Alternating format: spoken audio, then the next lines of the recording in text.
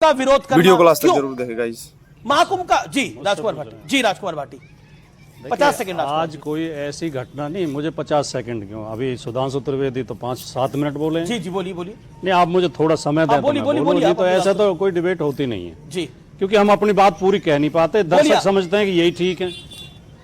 पहली बात तो आज कोई ना तो ऐसी कोई घटना हुई है, ना कोई ऐसा बयान आया है कि हम इस पे सनातन पे और आस्था पे डिबेट करें। ये प्रायोजित डिबेट है। भारतीय जनता पार्टी को ये सूट करता है कि लोगों में अंधविश्वास बना रहे, लोगों में कूपमंडूकता बनी रहे, लोगों में पाखंड बना रहे।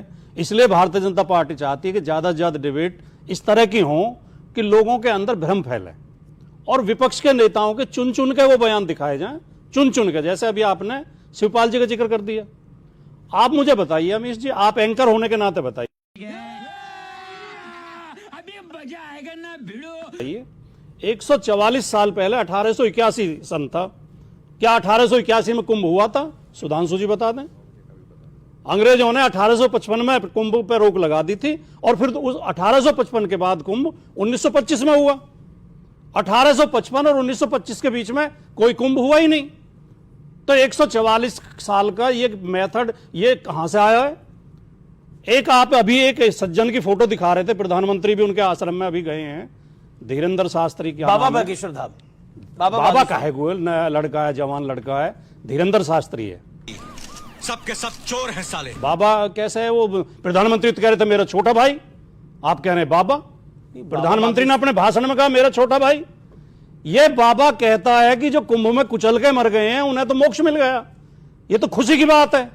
क्या सुधांशु त्रिवेदी और अमीश देवगन इसका समर्थन करेंगे? कोई बात का समर्थन नहीं स्वामी कर जी सकता। समर्थन करेंगे? मैंने खुद सवाल पूछा, उन्होंने बोला वो मेरे से त्रुटि हुई, मैं गलती माफी मांगता हूं। मैंने उनसे ये सवाल पूछा। मेरा नहीं ये बताइए। अच्छा बाबर हम चाइना से जीत सकते हैं पर मोदी भक्त से नहीं जीत सकते। जब ये देश राम का या बाबर का? नहीं सवाल है, नहीं सवाल है। मैं बहुत कम समय लूंगा, लेकिन हमारी आप और 50 सेकंड लीजिए। मैं कह रहा हूं ये देश राम का है या बाबर का है?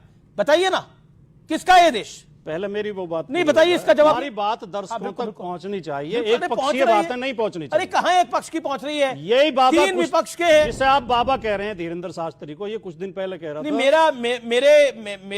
मेरी संस्कृति कहती है कि जो योगी हो जाए, जो धर्मात्मा की, जो धर्म की बात करे, वो आपसे अगर अनुज भी हो तो लेकिन वो पद में आपसे फिर बड़ा हो जाता है, वो कद में आपसे बड़ा हो जाता है। योगियों, संतों, साधुओं, महात्माओं को हाथ जोड़कर मतलब है कि आज मुझसे किसी को पंगा नहीं लेना चाहिए। प्रणाम, चरणों में शीश नमन। लेकिन इस वर्दी में बहुत से डाकू, लुटेरे, फ्रॉड भी बैठे हैं, नहीं धोखेबाज भी बैठे। गारंटी के साथ कहता हूं, कई तो जेल में पड़े हैं।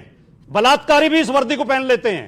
वर्दी को परिणाम नहीं होना चाहिए, आचरण को परिणाम होना चाहिए। लेकिन जो मैं अपनी बात कह रहा था, मेरी बात जाने दें दर्शकों तक।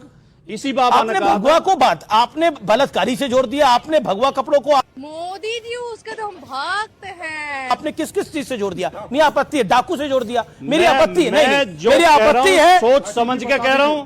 रावण ने भी यही ड्रेस पहन के माता सीता का अपहरण किया था। रावण भी इसी ड्रेस को पहन के आया था। फिर तो रामचंद्र जी को नतमस्तक हो जाना चाहिए था उसके सामने।